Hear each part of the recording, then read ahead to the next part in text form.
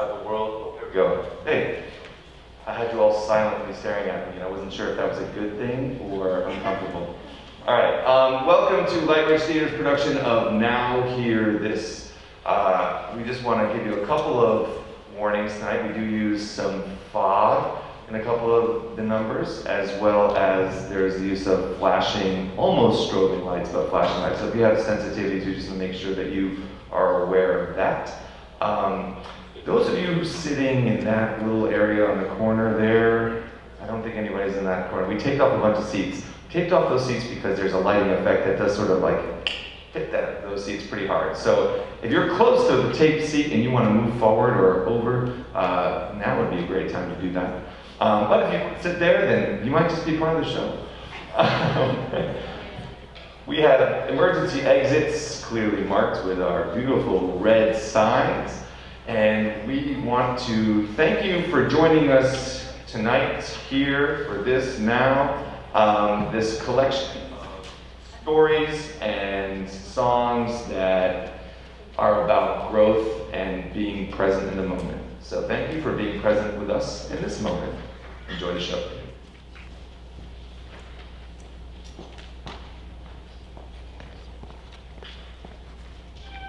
I'm alone in my room, looking at the glow-in-the-dark sticker stars in my bedroom ceiling. Tiny specks in space. My mind is spinning.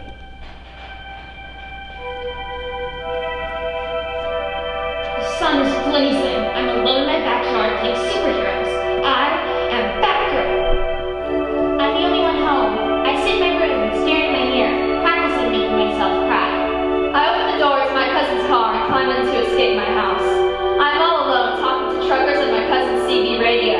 Breaker 19, is anyone out there? The universe, over 150 billion trillion miles wide, approximately 13 billion years old. Its mysteries have captivated us since the dawn of time. I wonder what else is hiding out there that no one has discovered yet. But the universe is so vast, so ancient, how do we grant mysteries? Sometimes we're only just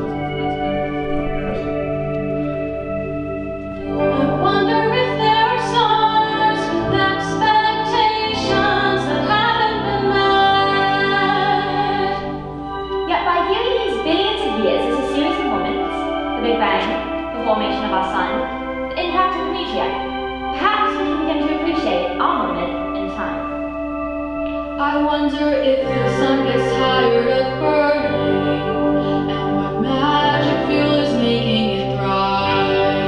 I wonder how long will the dust keep on turning, and I wonder if till the end it's still alive. Each day I walk along roads that wind through this town into night's day. My feet are always aware of the ground, but my mind's a million miles away. My brain wants to find satisfaction, and I'm trying not to pick up the pace. So I supply myself with endless distraction. So it's clear that I basically running in place. I wonder if I will find a time when I live with a mind that is free of congestion. So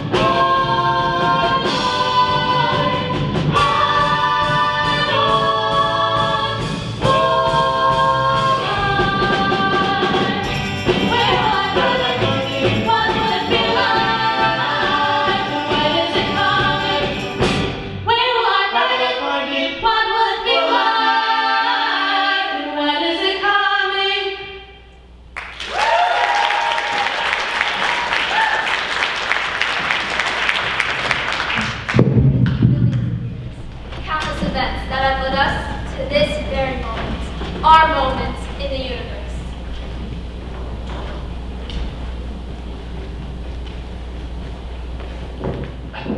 Oh, give me a break. I got to be to work this night at sunset. And it was making me mental. I mean, I can't believe that a friendly form of the amazing sun-kissed middle school annual PTA pancake supper. Like, I suppose you can do any better than that? No way. It's almost as insane as the time I got somebody to have Sajak. He's a pretty decent guy, I must say. Oh, who am I kidding? Like, today should be about Pat Sajak. No way. But then again, maybe it should. It's difficult to say. You know, today it's about.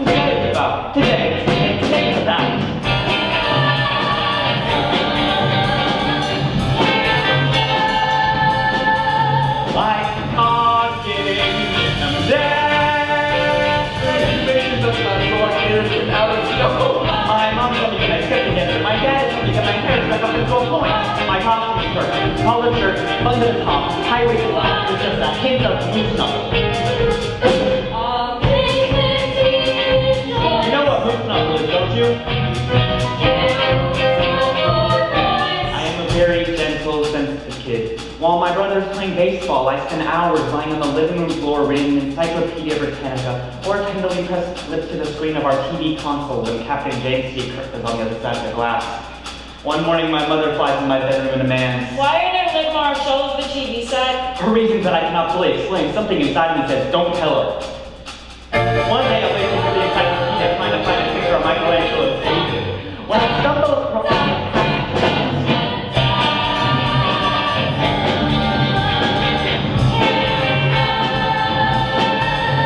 in World War I, military take battles, wild, eye-catching patterns. The established camouflage confused the enemy train fighters. You close to that in plain sight while our tanks just pass them by.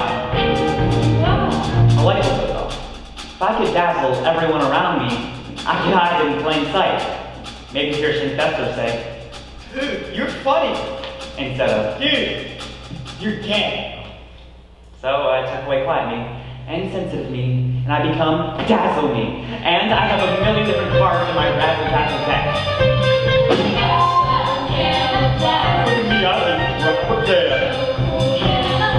This field trip sucks. Yes, I have girlfriends from the second grade all the way to my junior year of college. You want to come after school? We can watch MTV. The hours I spend holding hands with girls and equals only by the hours I spend in my bedroom and computer actors go at it. You love me. Green Lantern, you said you love me. Aquaman, I did not see you. Have you been working out? I'm so good at dazzle camouflage. I'm like a one-minute Sullivan show.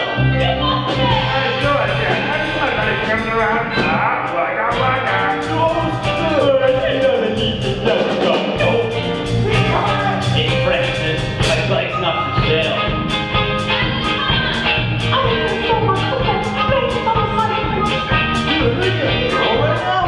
What about our goodness? Oh, I must say. Let's get to this about Pat Sajak, no way. But then again, maybe it's difficult to say. You know, think about the sun-coated middle school annual PTA pancake supper. After the pancake supper, I'm riding home in the car with my parents. They're so proud and happy. I'm happy they're happy. We get home, I pull off my sweaty makeshift costume, take a shower, go into my room, and lock the door. I am so tired. Tired from constantly scanning to see if anyone will ever put together the truth. That Shane Fessler's right. Keeping a secret is a full-time job, and I am exhausted. I pull up the tattered Speedo catalog from in between my mattress and box spring. One day, I will be in the arms of a real Speedo man. I close my eyes. I'm so tired.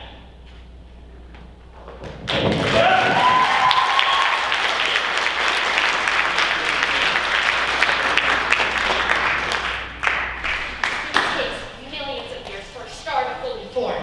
Gas and dust must come together, forming a hot blob that is not quite a star.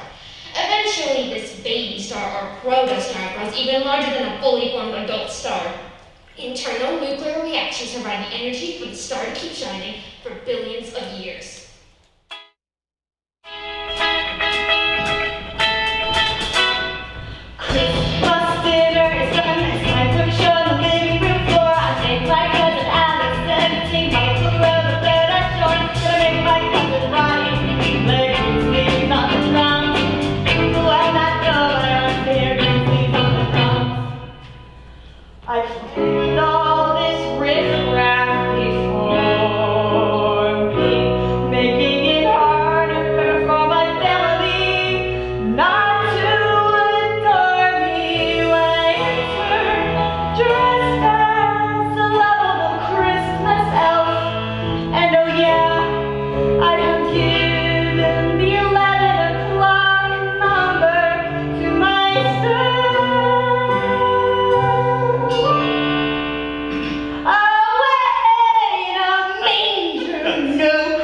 enough of that. Let's open presents, shall we? Give me your attention, please. It's what I want, what I'm looking for. Please, your attention, please. I'm a ball of lots of you can't ignore. I put my hands around you, so different colors, drawn in attention, getting bruised. I give myself a beautiful big black eye, and when my dad comes in, I'll still lie as I cry. Not this big girl in school, grab my arm when I was trying that time for shoelace, and when I pull my hand back, I pull it so hard that I hit myself in the face. And he'll believe me, and I'll totally get his attention. Stop doing raps. You're my best friend already.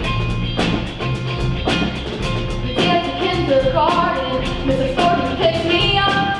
Mrs. Thornton's our next door neighbor. She gives me juice in a Dixie cup. My parents make me stay with her. I'm sure they hear the money. And she's a nice enough lady, but her home was a little funny. And she's always taking naps, so I'm always pretty bored. So bored, I can see my own backyard. And I wanna get there, squishing snoring in the hammock, and I'm getting kinda mad. So I see this at my chance to get back to mom and dad. So I wander into her kitchen. I'm lonely and I'm annoyed. Her linoleum floor stretches out for a mile, and I'm not leaving until I see it destroyed. I pour bleach all over the floor, then I pour salt all over the bleach. Then I make sure it's full of, I dance around this mountain, and the air is full of chlorox, and the ground is full of bugs and salt. But it's not my fault that no one was paying attention. So I sneak out the door, and I walk home to my house. Then later that night, my mom's washing my hair in the tub. The phone rings and then my heart stops, right in its scrub. She leaves the bathroom for a moment, then comes back. Did you leave Mrs. Thornton's house today? No. Did you pour bleach and salt on her kitchen floor? No. Why on earth do you do these things? We give you everything you could possibly want, and this is how you behave? Do you have anything to say for yourself? Then she shakes her head and she leaves me alone in the tub. And though the chimney came down and burns, I should mention, but it doesn't really matter, 'cause at least I got her attention. I want more opportunities to stand out from the crowd. Give me your attention, please. I shouted loud and proud. I don't know what I want or what I need attention for, but I know that when I get it, I just want attention more. And one day, that I've been waiting for will finally be clear to me. I don't know when, but I know then all this need will end.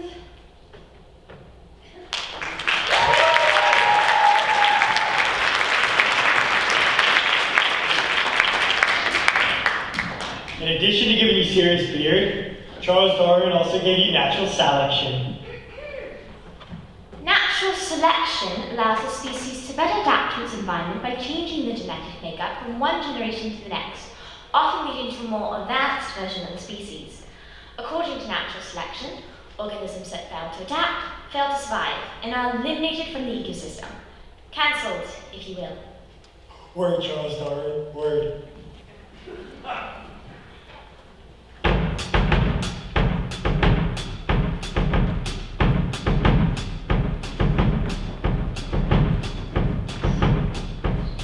Members only jacket. Eyes on polo shirts. Calvin Klein jeans. Natural selection is often dictated by shifting environmental factors such as climate, prejudice, and social pressures. There are hundreds of pictures all around the school, but only one man for the people who are cruel. Many, many times you've been tempted, and many, many times you have tried. You can only get up close. But you can't get inside. Can't get in that door. Cause it's for members only. Until you crack the code, you'll be discounted because you're guardians. Mom, it's like the jacket. If I don't get it, I'm gonna die. Who told you that jacket is too expensive? Mom, she's the cheapest ever. I don't think that kind of money on hair. Mom, it's not true. You won't ever see a shirt ever again? I said no. There's a place full of awesome dads. It's a place where I can begin to find me finally. And I'll do anything to get in. You're to hang with them. You have to study them from afar. Watching what they wear, what they say, where they go, and never ever let them know that you are. Just wait to get inside that door. That's where it is. Members only. And I'm not gonna stop until I get to the top of the popular rock. Rocker only list. Last jacket I bought you until you're 50 years old. These are totally them. I can't believe I'm spending this kind of money. Totally not on my shirt. I don't know what you wanted. Where's the other on it? It's the same thing. Don't care. Okay. Popularity's in a dead thing. John Bowen. Wait, Mom! Thank you, Mom. I got a members only jacket. I got my Calvin Klein jeans. I got my cheap knockoff eyes-on shirt. Do you know what this means? I got my ticket. Now I'm impossible to ignore. This guarantee so trustful and the keys that open up that door. It's on here. Hey, nice jacket. Thanks, members only. I know. Why are you wearing it? But I don't know. You know it's like 1,000 degrees out, right? Yeah, so What's it smell? I don't know. Gross. You're gonna wear the jacket at least when you're in too. Hey, Vicky. Oh, hey. Keep talk. Where'd you get it? Oh, this? Oh, I don't know. Paris? Cool. I think they make these jeans in France too. Are those Calvin Klein? These? Yeah, I think so. They look so good on you. Thanks, yours do too. These are Guess jeans. I don't really wear Calvins anymore. I don't even know what mine are. Hey, Betsy! Hey! I don't remember your name. That's totally okay.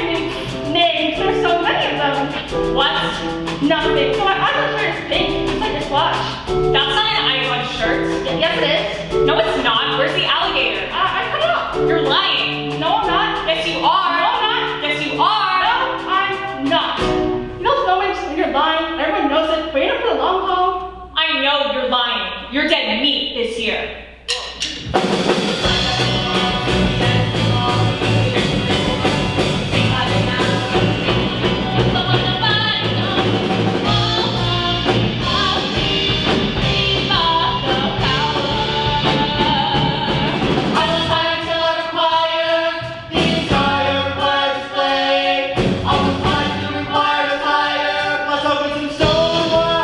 Skin tight, Jordan jeans, but no one will know that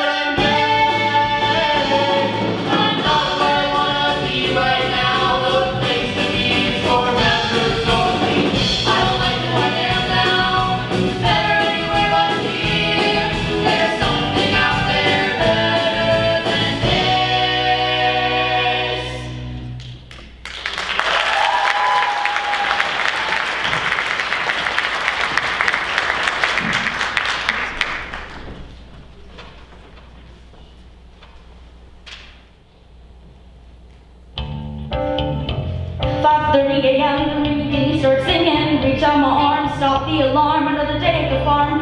Make my way to the shower spray so I can slash away the disarray with some jean latte. Then I wash my hair, condition my hair, I dry my hair, lay my hair, spray my hair, slay my hair. Why?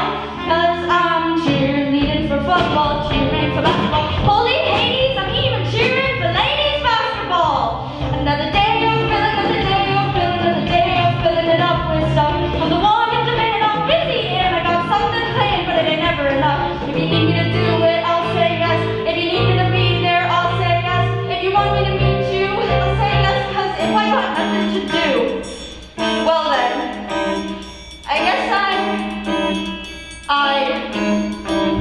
need a cool beat while I get full beat. And you can say what you can, but I'm a fan of the Rams, so I'll put on Rio. That is the key, and the radio died about it. My eyeshadow must match my outfit. And then I slowly crawl down the stairs. Careful not to fall down the stairs. What is all this stuff down the stairs? Something smelling rough down the stairs. But I make it to the kitchen, and I'm making for a special K. That's the way for me to fuel up my day. 'Cause I'm the honor society president, the student council president. I'm even the president of the council that watches over all council presidents. Another day of filling, another day of filling, another day of filling it up with stuff. I'm the one in demand, I'm busy and I got something paying, but it ain't never enough. I'll do anything that you're asking. I'm the empress, I'm multitasking. There ain't nothing that can slow me. I wanna be like Vicky Romney. Vicky Romney was the most popular girl in our class. She had beautiful hair, great cheekbones, actual boobs that she wore in an actual bra, a fantastic wardrobe, and the most perfect nose I have ever seen on a human face. And from where I'm sitting, her life looks pretty much perfect. After a day chock full of festivity, I come home and my favorite activity of creativity. I put a chair under the door, I put my hair all pushed into your. And right when you think you know me, I'll become Miss Vicky Romney. And then I slowly walk like Vicky, slowly talk like Vicky. You still got money like Vicky, ooh, I'm cute as a bunny like Vicky. I close my eyes and I am on my Vicky line. We would knock on our door, no one ever comes to our house. I pull back the cupboard kitchen curtain, peek out and see Diane Romney, Vicky's mother. In the distance, Mrs. Romney's BMW was on our backcountry road with smoke pouring out of it. Standing behind her are two small boys, her son Danny and his friend Mike. Through the door, she says, Our car broke down. on the highway that runs past our house, and Could we come inside? Use your phone? if I tell Mrs. Romney that they can't come in and use our phone, she will go home and tell her daughter that I am rude or crazy. If I let them come in, she will see, and then she will tell Vicky, and Vicky will tell our entire sophomore class that I live in a house that is stacked and packed from floor to ceiling with boxes and newspapers, piles of unfolded clothes, old toys, expired food, bags full of kitty litter, bags full of bags, and bags full of trash. Lots and lots of trash. I let them in. Mrs. Romney keeps her eyes on the phone. She does not look around or acknowledge the stacks and piles. And the smell. The two boys are younger and cannot control their faces. One of their mouths falls into a perfectly round little O. The other one's mouth is in a tight line, but his eyes get wider. Her mouth is moving, but I cannot hear the words she is saying. I wish it were 15 minutes ago, or 5 years from now. I want to be anywhere else in the world but here, standing in this hot and this moment. Another day of filling, another day of filling, another day of filling it up with stuff. Another day of filling, another day of filling, another day of filling it up with stuff. Another day of filling, another day of filling, another day of filling it up with stuff. Another day of filling, another day of filling, another day of filling it up with stuff. Fill it up, fill it up, fill it up, fill it up, fill it up, fill it up, fill it up, fill it up.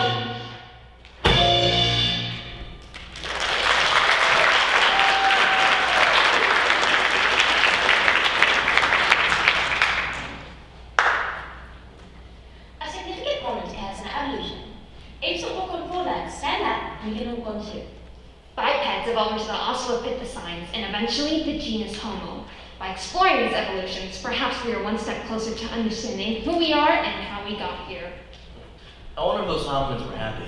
I think they'd be happy if a saber-toothed tiger didn't eat them. No, I mean, I wonder if things were simpler. You know, they say more money, more problems. You know what they say, more tigers, more problems. No, but seriously, you have everything you could possibly want. Money does not equal happiness. Why do I think only people with money say that? If I won the Powerball, life would be sweet. I'd quit my job down at Mr. Slate's quarry and get myself one of those Fred Flintstone tuxedos with the jagged sleeves. Yeah, okay, I get it. Well, look, you don't have to run from saber-toothed tigers anymore.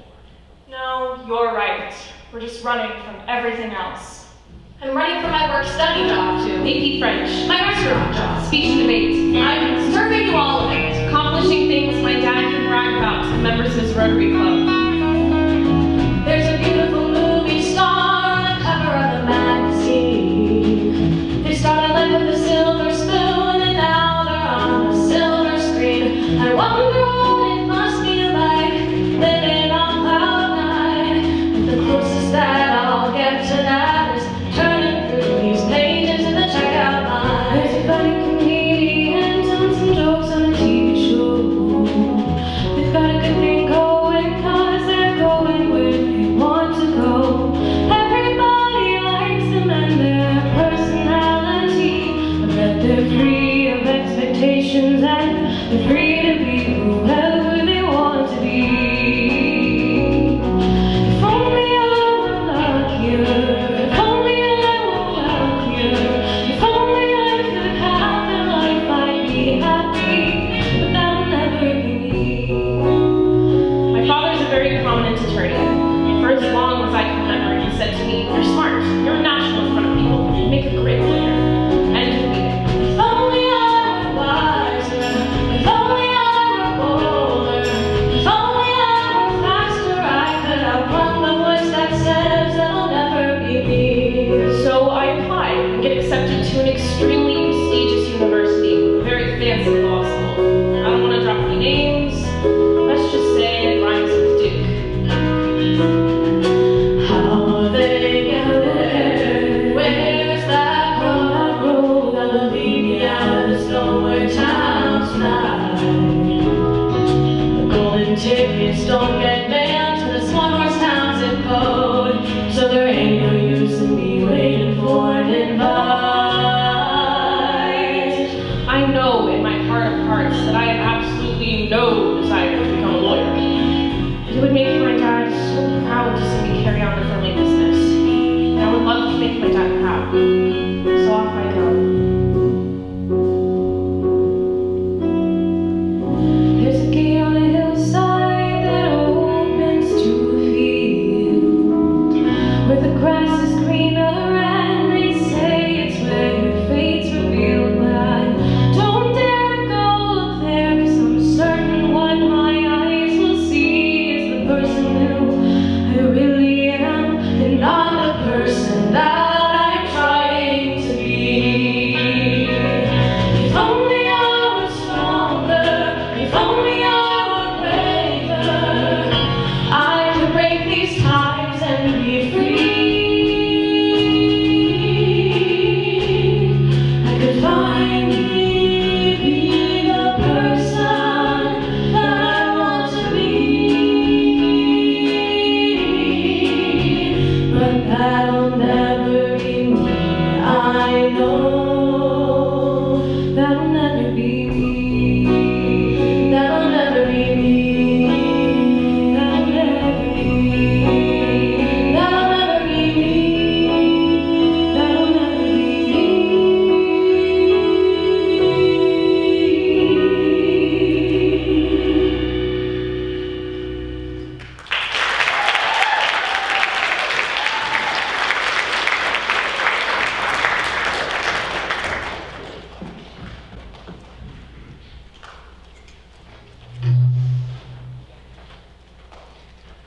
I'm majoring in music in college. Worried that others don't consider this a cool major. I rush, I pledge, I live that Greek life. Now I am cool. I am so cool that they elect me chair of social activities. Friday morning, before my Italian diction class begins, I overhear the music nerds talking about their plans for the weekend. How they're going to rent a cabin and have a potluck and play board games. and sing and deconstruct the entire score of Les Mis. One of my classmates, Alex Wells, who is completely amazing in Brigadoon this semester, asked me, I know it's not really your thing, but you want to come with us? I love board games. I make a mean potato salad, I own 12 German board games, and I know every word to Les Mis. This could not be more my thing. This is the moment that I dreamed would come. I'm standing here and hoping that I don't say something dumb. A few music there just invited me to come and stay at a cafe in the woods where all the nerds get away. Deep down inside I know this is what paradise is, when we get filled with board games singing along to the songs they made. I gotta grab this chance and I'm ready to pass. Finally something to kick me in the ass. I'll be sitting by a river or swinging on a tire, or singing lovely ladies walking around the fire. I don't like to walk to school, I feel my inner heat shine through, so I can be in charge of a buzzer or a playtime crew. I gotta break down this wall on the floor, and when I get out I am out for the long haul.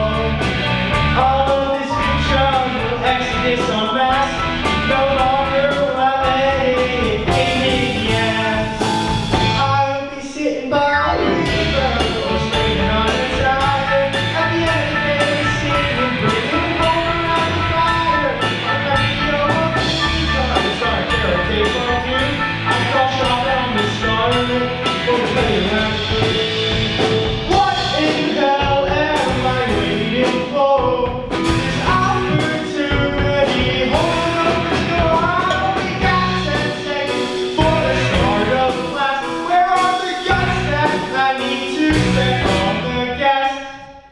You want to come with us?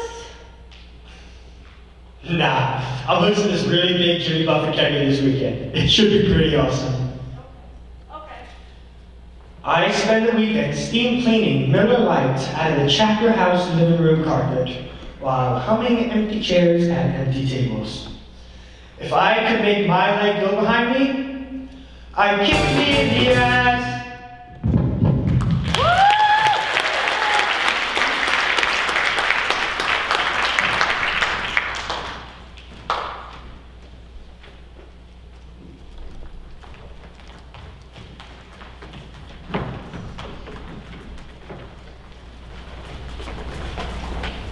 I'm a teenager. In acting class, my woo-woo drama teacher has this thing. This exercise where all 12 of us are in the acting studio like a bunch of hummingbirds. And then they say, pause! And we all stop. We hover where we are, and they turn the bell. The people who most appreciate life are those who are willing to contemplate their own mortality. If my dad knew he was paying for me to do this, he'd stroke out. Shh! There are not endless days spooling out in front of you, little birds. With this in mind, I want you to ask yourselves, how do I want to live this life? How do I want to live this life? Before I can even begin to wrap my mind around. Unpause! Off we go. Zip, zip, zip. I'm a freshman in college, but I'm still living at home, so As long as you are living under my roof, still have to go to church. Please be with you. And also with you. Church, where 60 minutes feels like 60 years.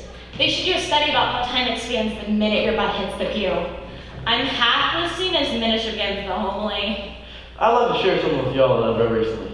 Some of you might have heard of the wise Trappist monk, Thomas Merton. Now, Merton believed to keep in mind 3 things. Now, here, and this. Now hear what? Now, Now the past or the present, here, exactly where you are. and this. Whatever it is you are doing. Merton believes you can get to the intersection of these 3 things, Now, here. This! then you have nothing to fear, and you will be free. Huh. My mind is still spinning around all that as they break out the wafers in the wine. Do this in memory of me. Thank you. Thank you, of course. And one thing, thank you. appreciate your contribution. Have more, please.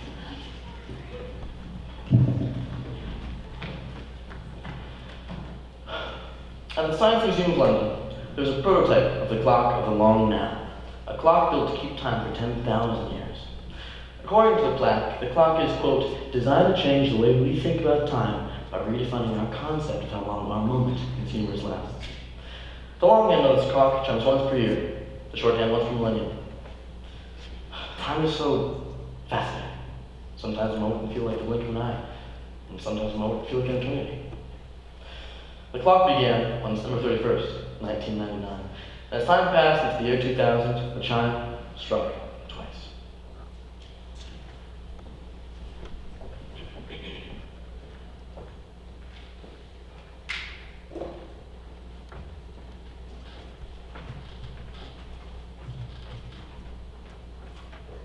Fossils are a tremendous resource in anthropological studies. The study of fossils provides us with detailed insight about our evolution. Volcanic activity has the ability to kill life forms and preserve their fossils at the same time. Volcanic activity happens whenever a red hot magma rises up and makes its way through the Earth's crust, becoming lava. That makes me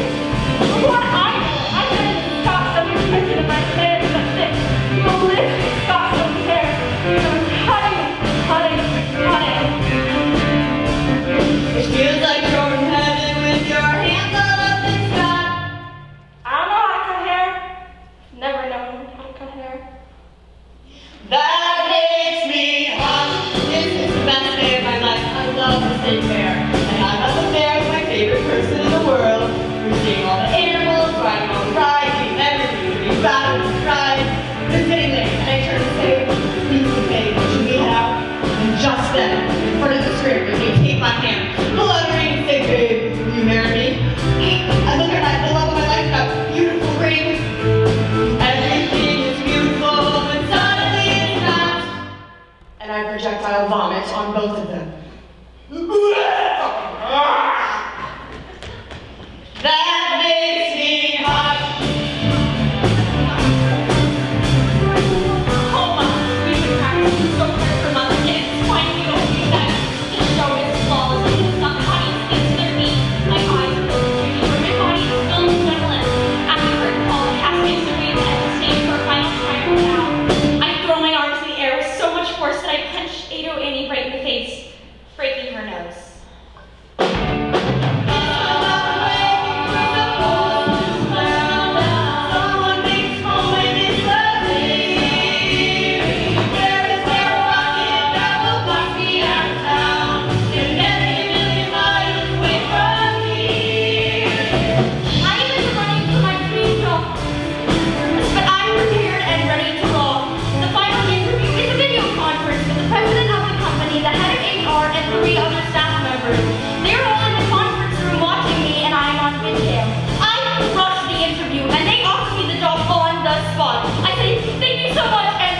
Not regret this and goodbye, but I totally forgot to log off. Make you come and think there's something important. My camera is still on and fully broadcasting this. I don't think I got this like my mama. Hey, my mama. Also, since the interview is just from the waist up, from the waist down, I am just wearing underpants.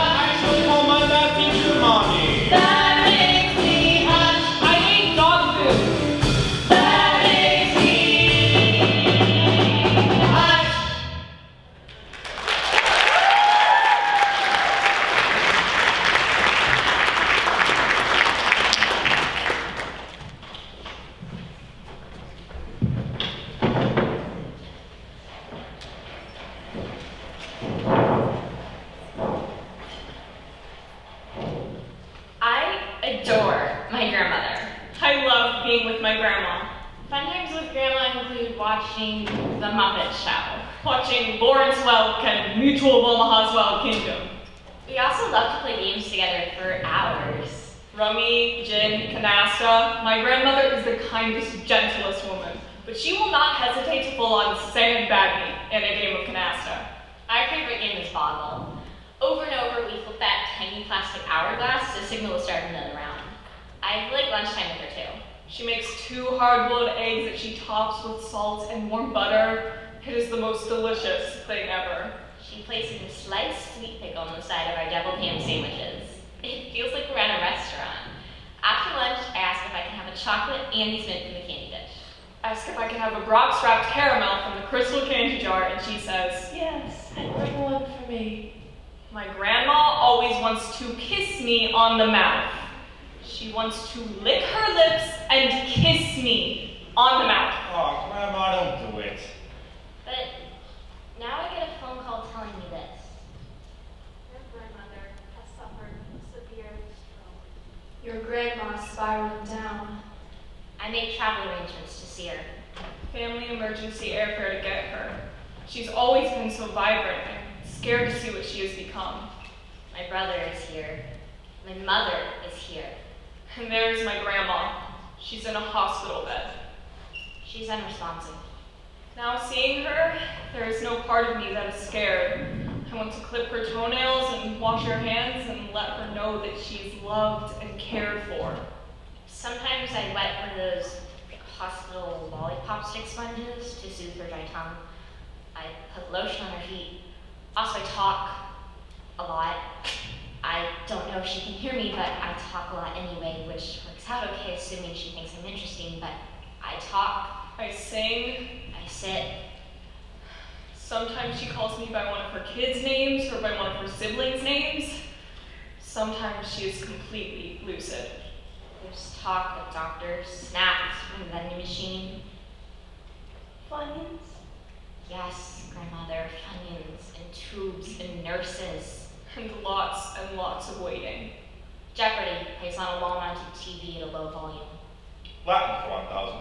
This 15th century Latin guide to the art of dying was reprinted in more than 100 editions across Europe. What is Ars Moriendi? I wheel her into the cafeteria and we sit with others, each at different stages. Sad, angry, drooling, confused, and I feed her. Del Monte peaches and pears?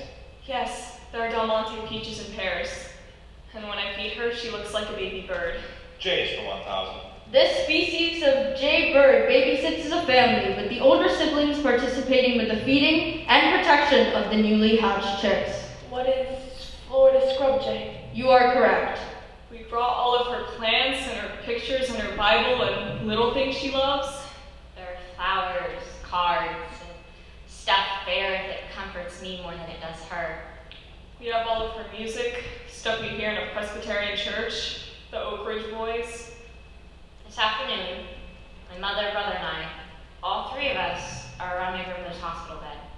It's been days since she's been responsive, but all of a sudden she looks up, takes the three of us in, and says, Oh boy, she says, you're all here. Hello. we say, We're here. we say, We love you. we say. This afternoon, it's just the two of us. Grandma is sleeping and I'm sitting and reading. The sun is beaming through the window, then all of a sudden she sits up, looks right at me and says, Marriage is hard.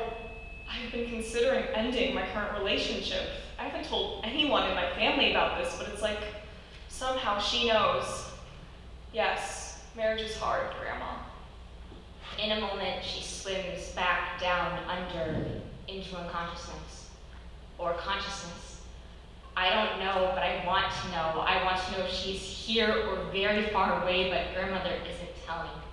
That's an excellent name for a horror movie. Is she? Isn't she? Grandmother isn't telling. Read it over. Before my last visit, I say to my mother, I don't want to cry in front of grandma because I don't want to scare her. and my mom says, Lightridge boys sing and they start to cry because she is leaving.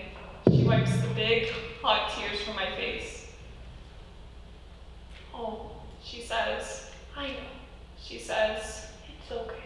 She says, I tell my grandmother, I have to go now. Then I take her small, papery hand in mine, and I say, it's okay to let go. I say, Thank you. over and over. I say, I love you. I love you. And I stand up. I grab my backpack and I leave. I know I will most likely not see her again alive. No mystery. It is now. You are here. I will get on an elevator, then in a cab, then in a plane, and something else will happen. And something else, and something else, and something else. And then I leave. And a week later, she leaves. Sometimes when you're playing Boggle, you're looking for bigger words to score more points. But you can also win by adding up lots and lots of little words. Tiny, penny words, not splashy or complicated words, just small, clear, concise penny words. They can add up. Thank you. It's okay. We are here. Oh boy, oh boy.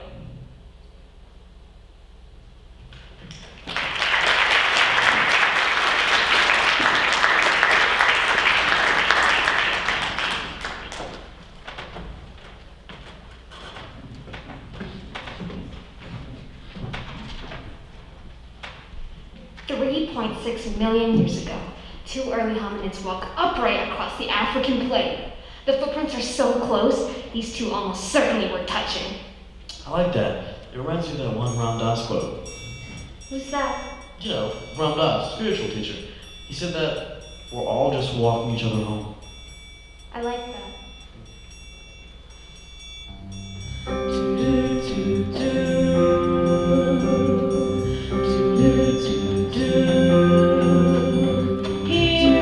Here at the stoplight, I try to know where I am going.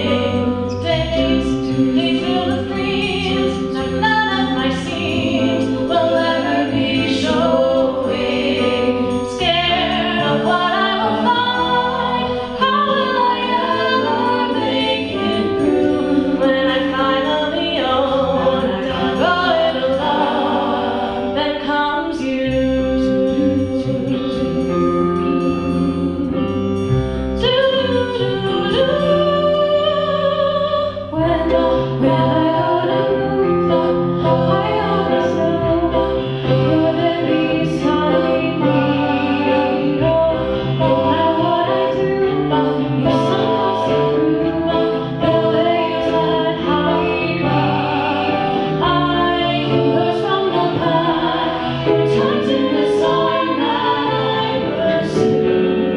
When the lights fade, alone in the shade, then comes you. I watch the boats sing by every day, still with curiosity. All of these people looking for someone to notice the world they see. In dozens of places, past thousands of places, I always see you, and you see me. I stare out into space, watching someone to share the view. Just when I think I'm alone on the brink, then comes you, and you, and you, and you.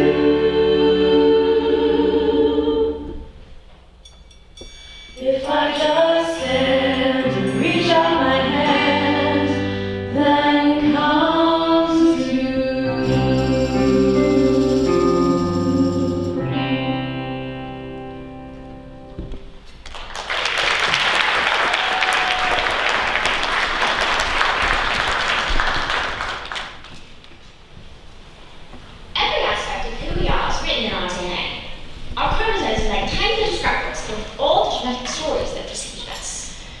Since I was little, I have known the story of the Golden Palace. These stories not only connect us to our past, they inform our present. The subject is reading. The teacher selects a passage. Everyone turn to chapter 4. And then selects a student to read that passage out loud. Nikki Sabakis, please begin. Big blue skies, open wide, sunlight bounces off my eyes. And then the next student repeats the passage. Light still gets through. Big blue skies, open And the next. Until it's my 10-year-old father's turn to repeat the passage, which he recites perfectly to the very end. Sunlight bounces off my eyes. Big black skies, open wide, sun galaxies off my eyes. If I shut them tight, the light still gets through. It's a warm night. My father is playing under the street lamps with the other boys from Fairview Avenue. One by one, they get called in for supper. My father does this with his hands, and it makes little dirt worms. Check it out. The moon is big. My father lets himself into his house. Brushing his teeth makes his gums bleed, and nobody's checking, so he just goes to bed. The gray shape on his pillowcase smells like his head, and in the morning, he puts on the same clothes he wore yesterday.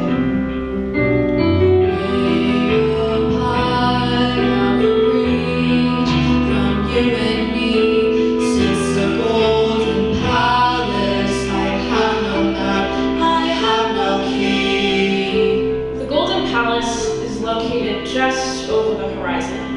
You can't see it, but it's up there, in a high up, out of reach, top of the world place.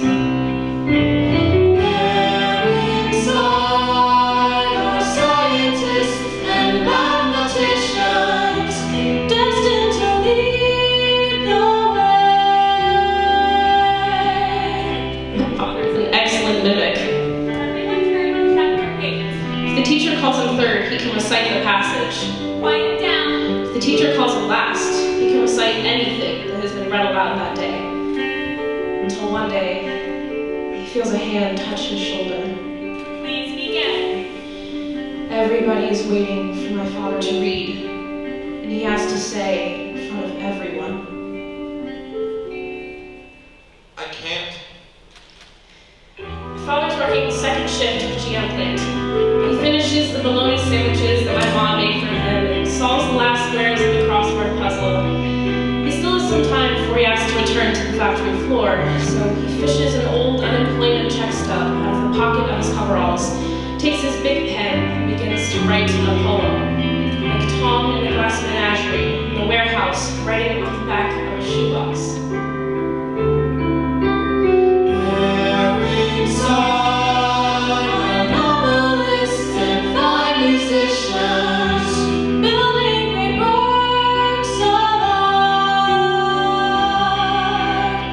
I'm home from school on my break. Speaking of, my dad's in school too now. How about that? We're both going to get our masters at the same time. No. I'll graduate 2 weeks before you, old man. I'm organizing some boxes and papers. I find an old check stub with a poem written on the back in his handwriting. Dad, this is good. I can really write. I can't. The Golden Palace is where the beautiful people, the great thinkers of this and the previous generations, convene to bask in each other's brilliance and create all of the great works of art. It's all going down in the Golden Palace. Michelangelo's David, To Kill a Mockingbird. The X-Men. Yes, great work, worthy work. And the people that populate that place and pump out those important paintings and poems and pieces are all deeply intelligent, stunning, clean, privileged people. There's no room in the Golden Palace for people like me. People who come from what I come from. I see my hands resting on the keyboard of my laptop. I look past my hands and the keyboard, and I see through the panes of my studio window out into the sharp winter woods. I have saved up my vacation days from work, and I am typing this sentence at the McDowell Artists Colony in Peterborough, New Hampshire, where I've been granted a residency to write the words you are listening to right now. It hits me. Thornton Wilder wrote Our Town here. My cursor blinks at me. I try to relax my brain, my hands, to write. I can't. I check to see if cell phone coverage is squeaking its way through the New Hampshire woods and into my studio. On my Facebook newsfeed, someone updates their status with this quote from John Adams to his wife, Abigail. May 12, 17.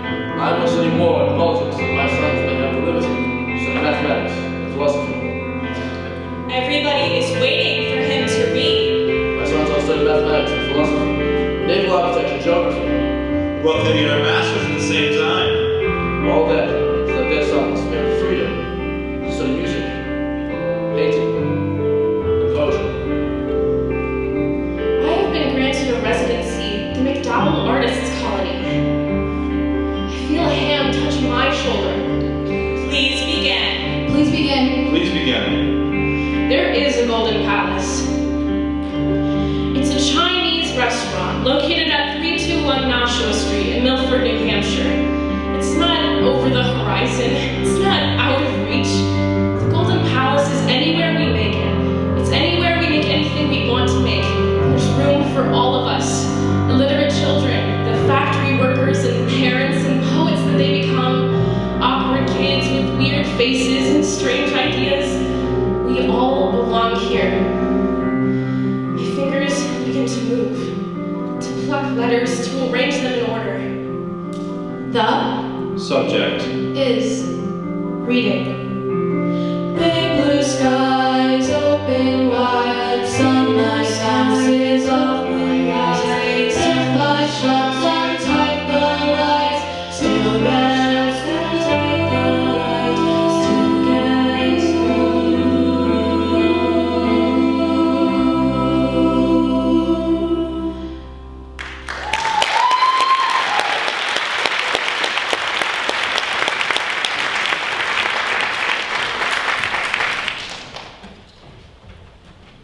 Alright, picture this. I'm 12 years old and my parents are getting a divorce. I'm going to live with my mom, but my dad is still in town helping us get settled. There are so many changes happening. But don't let any of that stop me from asking my dad to take me to a teen modeling competition at the local department store. Now, I have never modeled professionally in my entire life.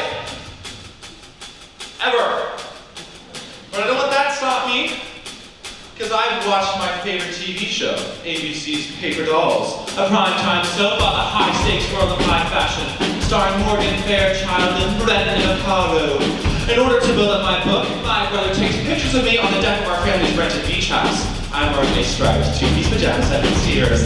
In cotton knit, the linen in my hair is big and full of body, and I pose and out as my brother snaps one complete cartridge of Polaroid instant film. I look amazing. Modeling is my destiny.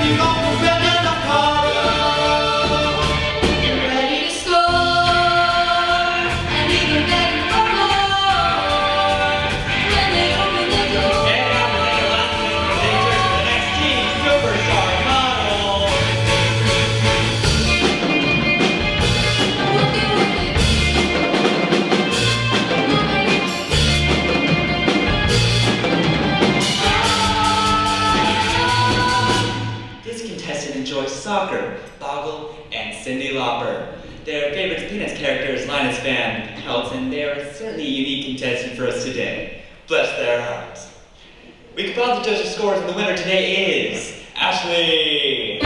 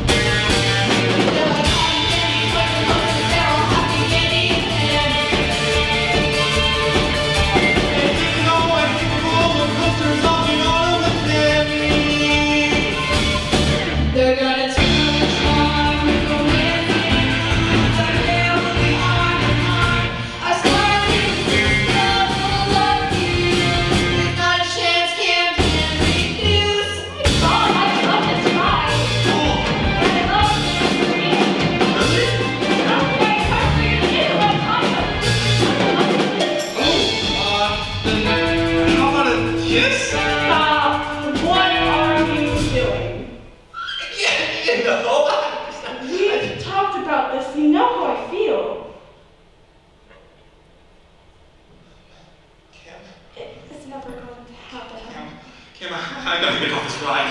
What ride? Seriously, you gotta talk.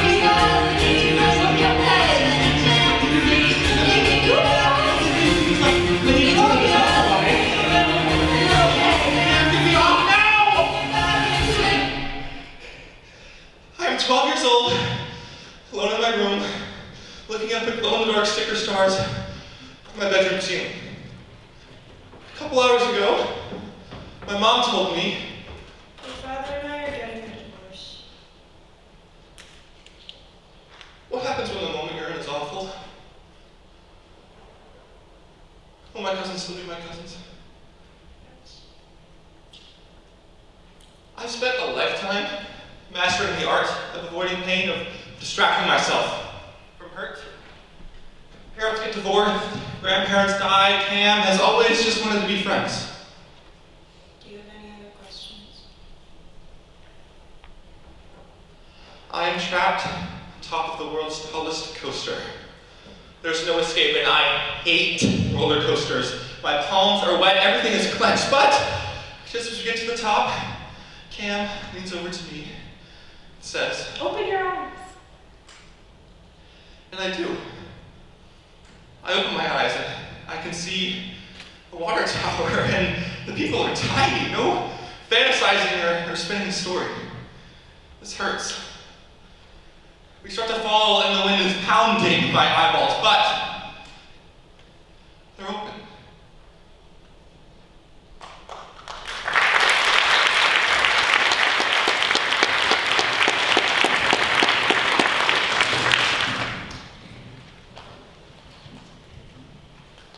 My father has given me so much. This life, these eyes, coaching my soccer team in the evening after a full day at the courthouse, a beautiful home, an appreciation for the finer things that he never had growing up. But I would trade all the material stuff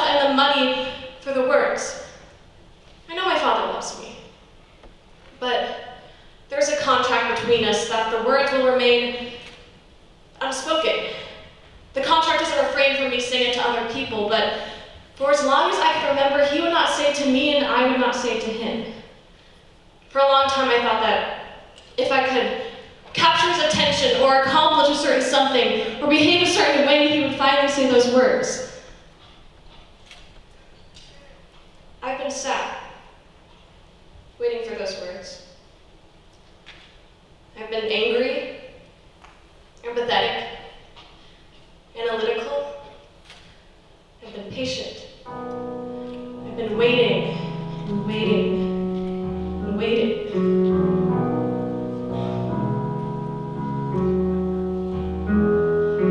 Now I'm standing here. The sunlight is soft and warm.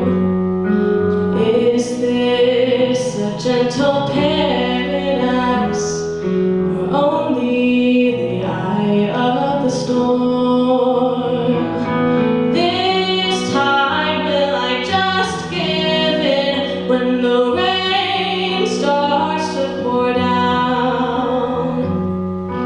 This time will I start to swim, or will I start to drown?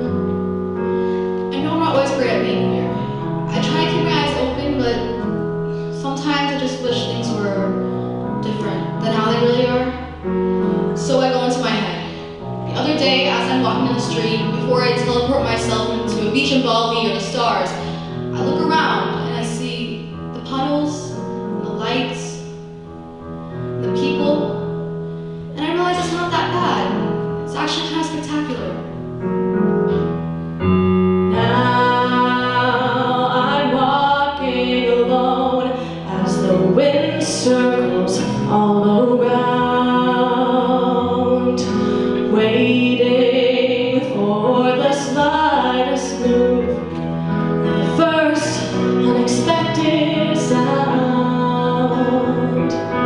This time will I raise my shield when the hunters spot their prey.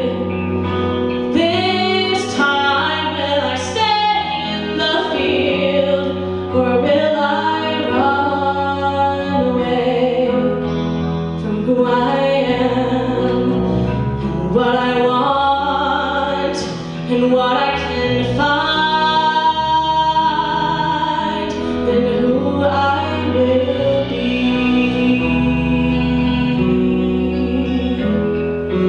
Now I'm moving along as the twilight begins to spread. I take in this moment as the clouds gather overhead. For so long, I've been scared of sharing my true self. I was scared what people would think if they knew the real me. I was scared no one would love me. Keeping a secret is a full-time occupation, and I'm quitting that job. This is the real, whole, complete me. And here's the best part. I love me. Isn't that something? This time will I see what's true when the lightning strikes through the gray. This time will it blind my view, or will it light the way to who I am and what I want and what I can find and who I will be? For as far back as I can remember, I've been trying to outrun the story of the weird kid from the hoarding house. I thought if I ran hard enough, I could put that story behind me or transform myself into someone else. Speaking of, Vicky wrote me friended me on Facebook. She still has the most perfect nose I have ever seen on a human face. She asked how I was. I was so happy to tell her that in all realness, I love my life, and there's no one else I'd rather be. And all these questions of me are fading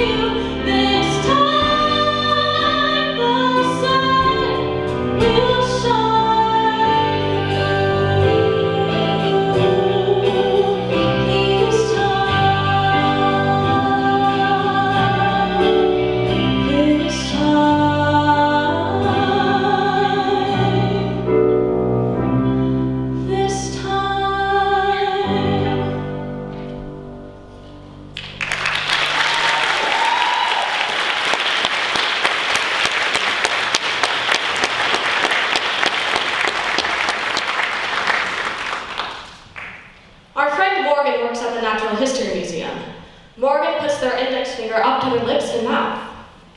Shh, follow me.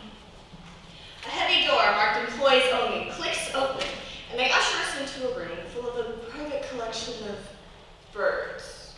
Thousands and thousands of birds, stuffed with cotton, stacked side by side, still silent, in metal cabinets stacked from floor to ceiling. Once living and fighting and mating and singing, they are now carefully documented specimens. They're birds, but they're not birds. They're here, but they're not here. One day, we'll be stuffed with cotton in a metal cabinet. But right now, we are here and we're alive. We're not preserved in amber, we're not a memory recollected, but that will not always be so. We pass back through the heavy door. We pass by the signs that say, exit this way, please use the revolving door. Step into the revolve, one after the other. Give a push and follow momentum. Out of the past. Not yet the future. Into this moment. Right now. Somehow we made it here. From the Big Bang to right now. To the Lightridge High School auditorium. You all made your way here too. You found us and we found you. Who knows, maybe our paths will cross again someday, or we'll never see each other again in our lives. Or we'll see you in the lobby in a few minutes. In a few moments, the show will come to an end. We will bow and we will exit. And then you'll grab your program, or someone's hand, and you will leave this theater. Then something else will happen, and something else, and something else. But for right now. We are here. Thank you. We love you.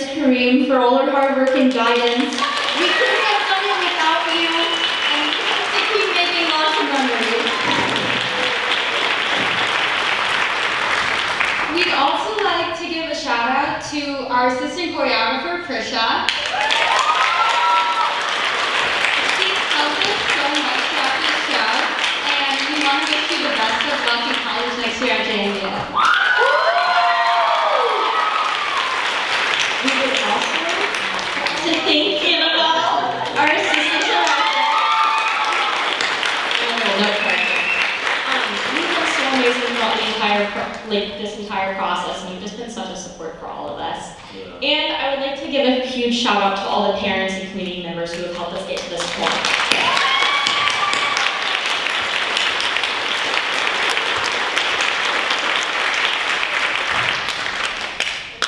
Yes. See you in the lobby.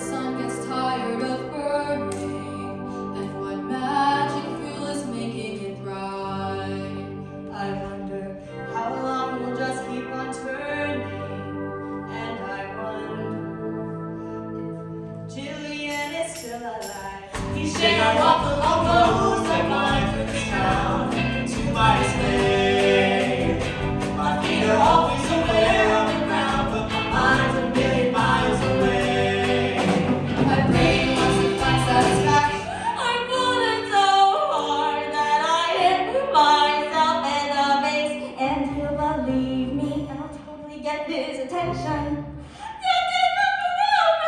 Stop fooling around. Your mother is dead Dip in the garden, Mrs. Thornton picks me up.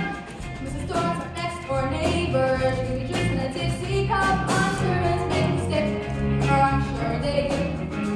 And she's a nice enough lady, but her house smells a little funny.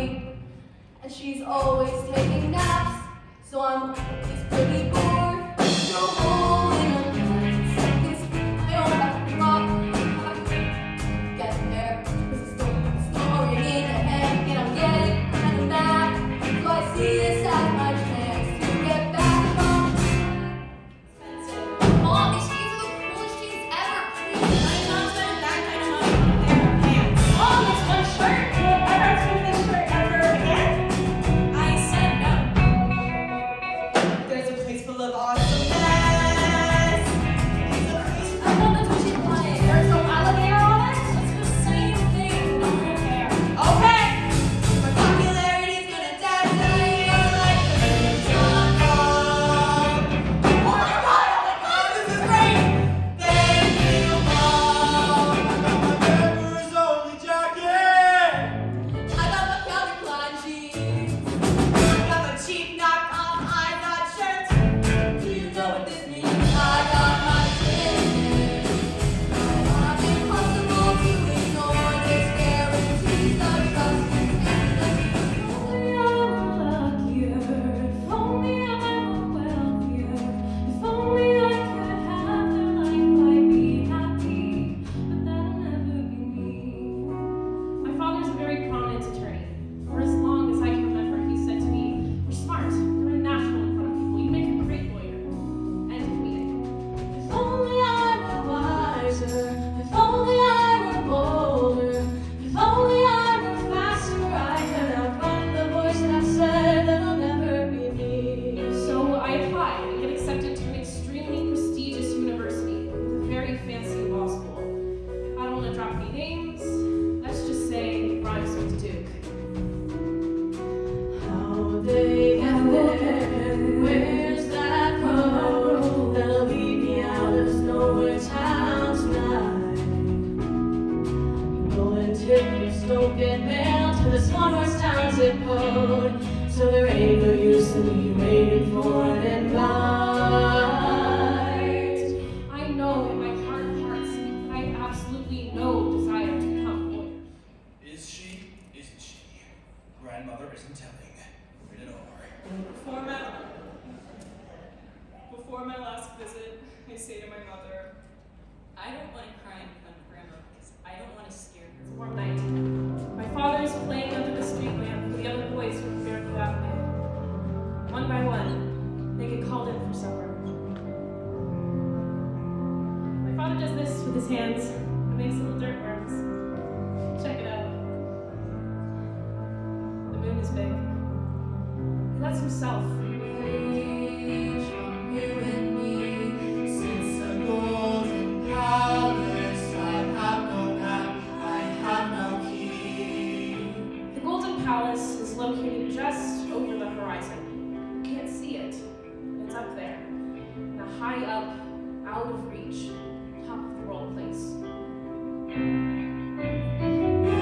There inside were scientists and mathematicians, destined to lead the way. My father's an waiting.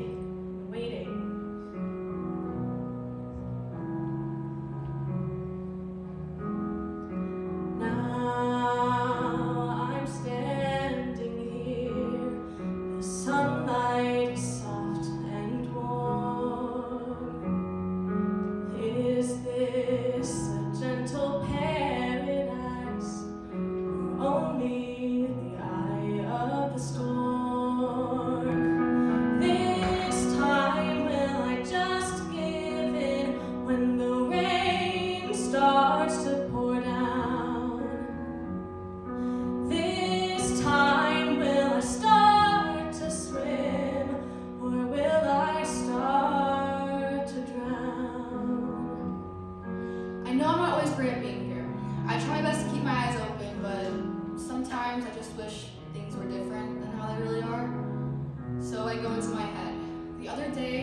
walking down the street, I look around and I see the puddles and the lights and the people, and I realize it's not that bad.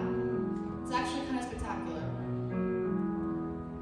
Now I'm walking alone. The sunlight is soft and warm, waiting for the slightest move, the first unexpected sound. This time will I raise my shield when the hunters spot their prey. This time will I stay in the field, or will I run away from who I am, and what I want, and what I can find, and who I will be. Now I'm moving along as the twilight begins to spread. I've taken this moment as the clouds gather overhead. For so long, I've been scared of sharing my true self. I was scared of what people would think if they knew the real me. I was scared no one would love me. Keeping a secret is a full-time occupation. I'm quitting that job. This is the real, whole, complete me. And here's the best part. I love me. Isn't that something? This time will I see what's true when the hunters spot their prey. This time will it blind my view, or will it light the way to who I am, and what I want, and what I can find, and who I will be. Going back in time, I remember I've been trying to outrun the story of the weird kid from the boarding house. I thought if I ran hard enough, I could put that story behind me or transform myself into someone else. Speaking of, Mickey Romy friended me on Facebook. She still has the most beautiful photos I've ever seen on a human face. She asked how I was. I was so happy to tell her that in all realness, I love my life. There's no one else I'd rather be. And all these questions of me are fading away as I suddenly see I can embrace everything behind me and find a place where I finally find me. Now I run with you as the new sun begins to rise. I can see forever through these endless big blue skies. I've been waiting and waiting and waiting, and one day it hits me. If I shut them tight, the rising sunset seas of my eyes. If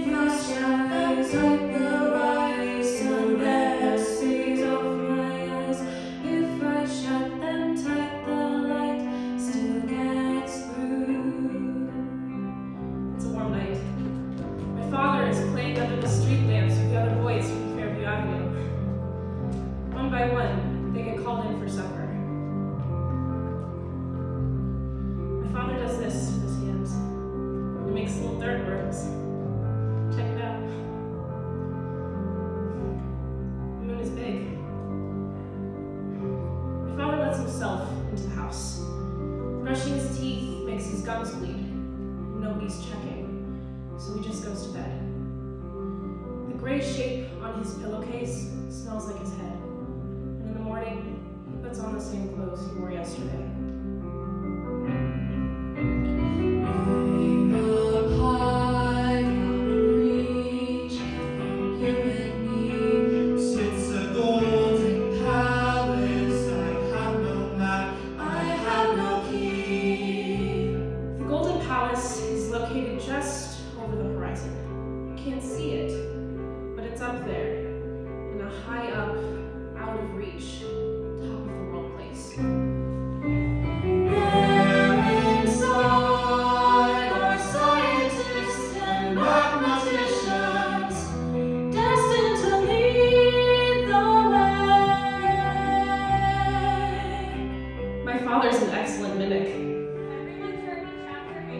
If the teacher calls him third, he can recite the passage. Quiet down. If the teacher calls him last, he can recite anything that has been read aloud that day. Until one day, he feels a hand touch his shoulder. Please begin. Everybody is waiting for my father to read. And he has to say in front of everyone. I can't. My father is working second shift at the GM plant. He fishes an old unemployment check stub out of the pocket of his coveralls after he finishes the bologna sandwiches that my mom made for him and solves the last prayers of the crossword puzzle.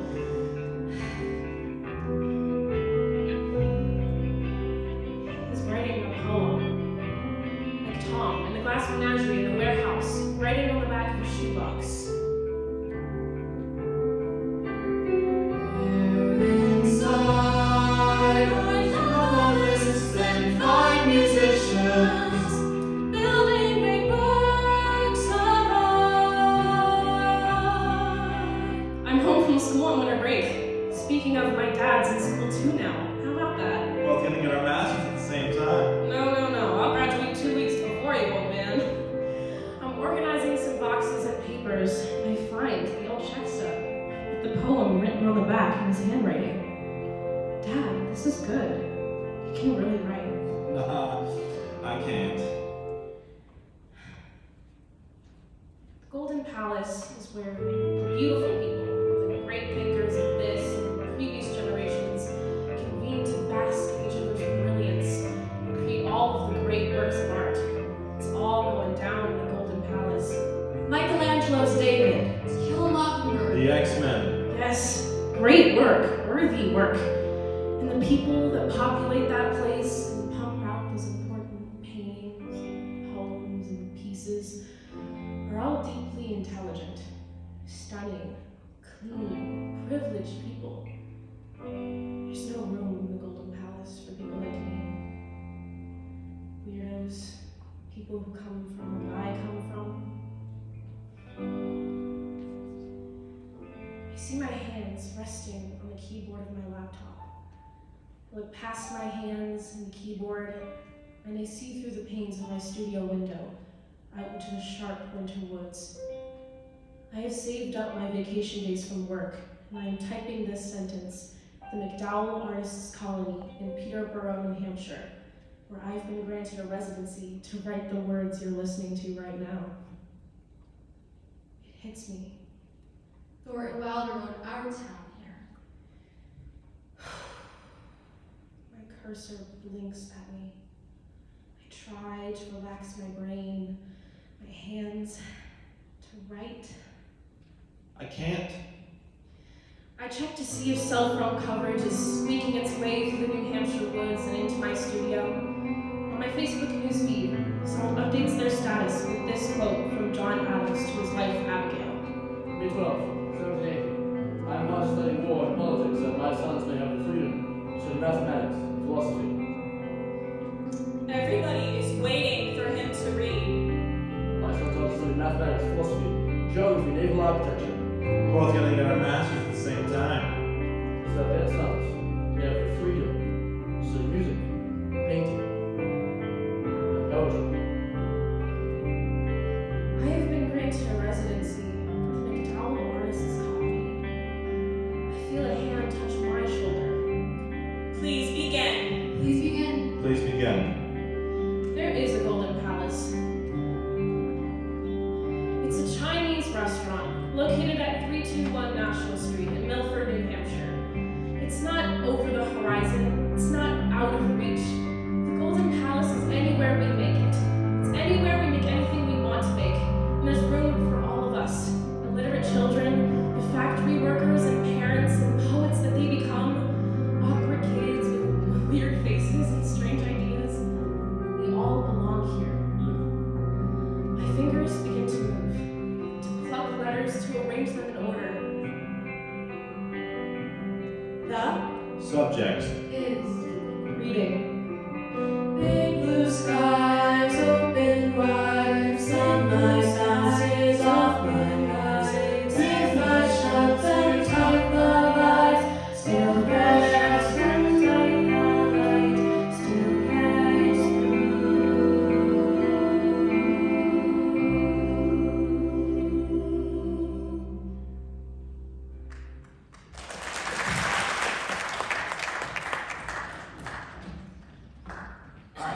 this. I'm 12 years old, and my parents are getting a divorce.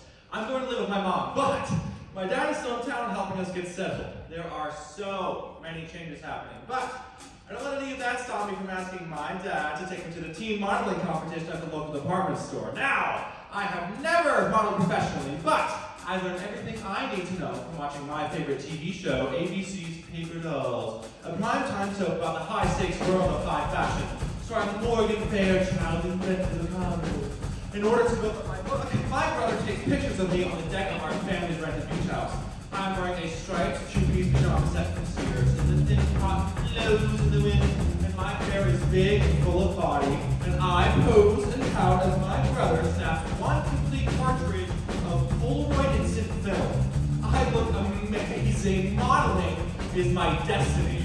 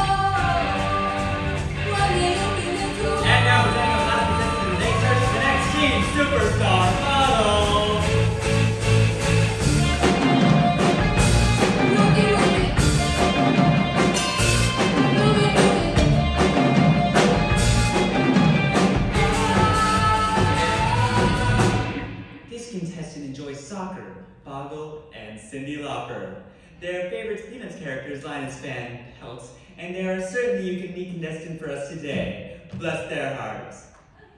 We compiled the judges' scores, and the winner today is Ashley.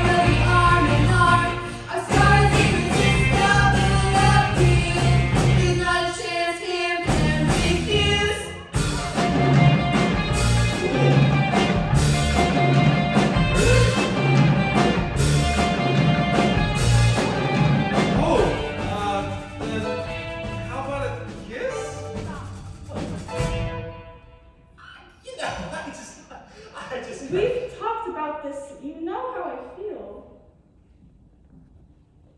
It's never going to happen. Kim? Cam, I gotta get off this ride. What? Why? It's reality when we can find it, a fantasy. Making it back into it's reality when you're in a fantasy. Thinking just that you're No!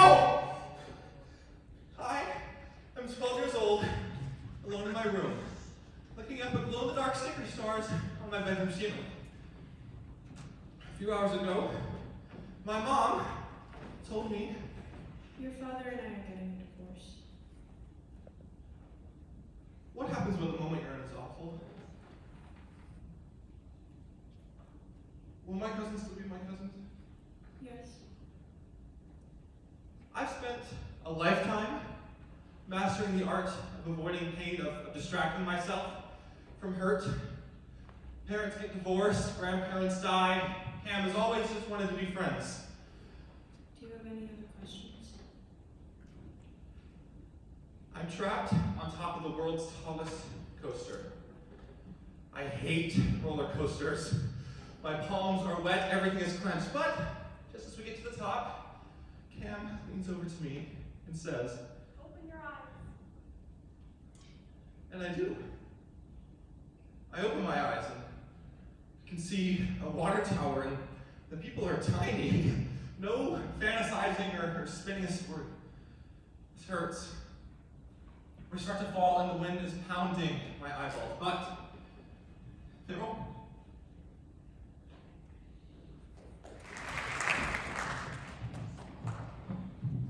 My father has given me so much.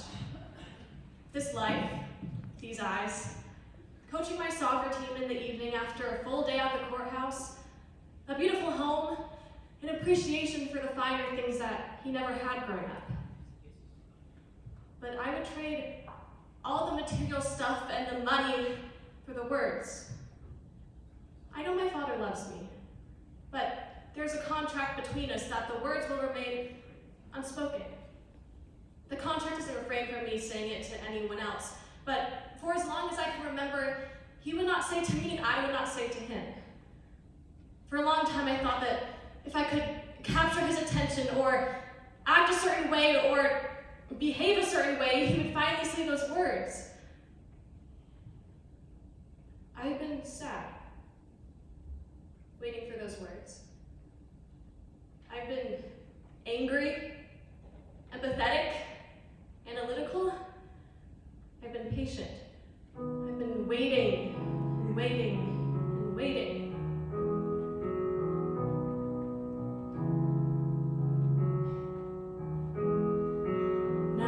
Now I'm standing here. The sunlight is soft and warm.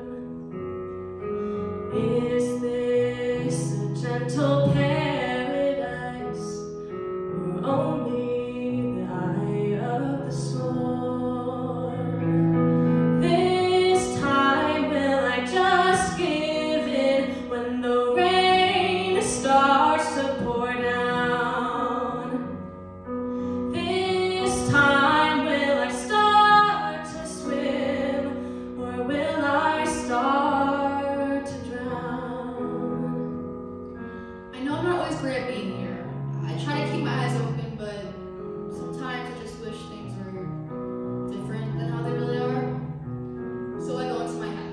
The other day, as I'm walking down the street, I look at the lights and the puddles and the people, and I realize it's not that bad.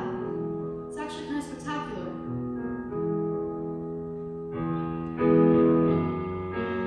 Now I'm walking alone as the new sun begins.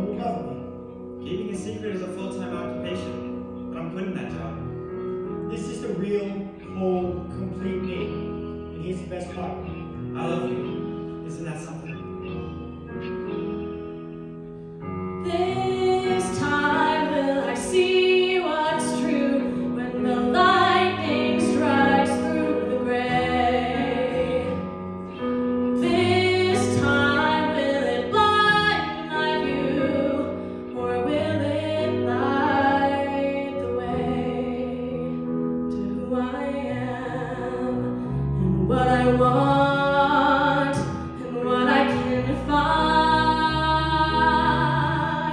and who I will be.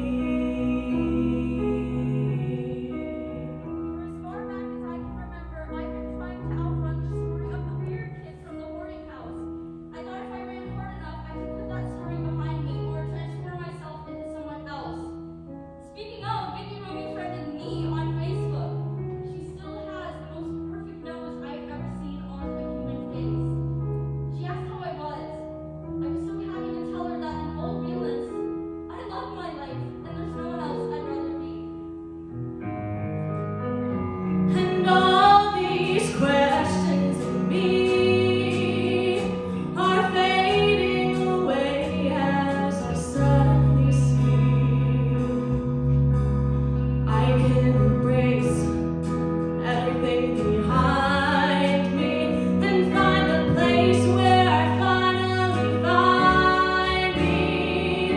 Now I run with you as the new sun begins to rise. I can see forever through these endless big blue skies. I've been waiting and waiting and waiting, and one day it hits me. What if those words never come? So, before I take another moment, and another moment, and another moment slips by. Everyone, would you give me your attention, please? This one goes out to my father. I'm voiding our contract. I love you. I love you just the way you are. I love you. End of meeting. Now is the only time. Here is the only place. This is all I want to be. This time I can see the view. This time the sun will shine through.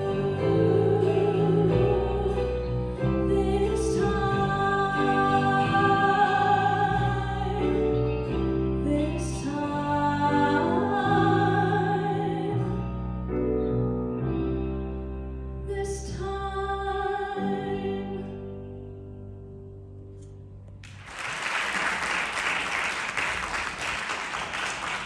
Our friend Morgan works at the Natural History Museum.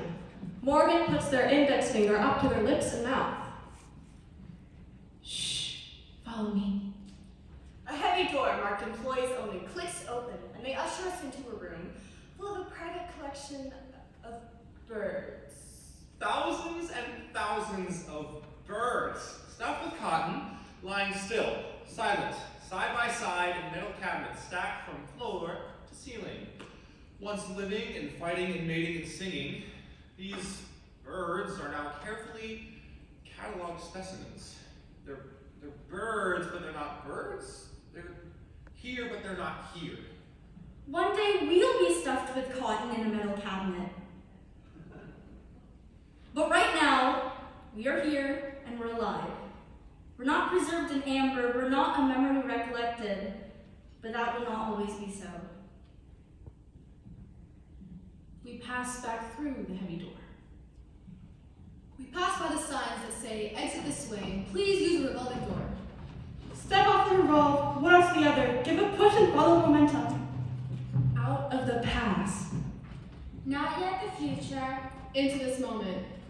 Right now. Somehow we made it here. From the Big Bang to right now. Here, at the Lightridge High School Auditorium. You all made your way here too. You found us, and we found you. I don't know, maybe our paths will cross again someday. Or we'll never see each other again in our lives. Or we'll see you in the lobby in a few minutes.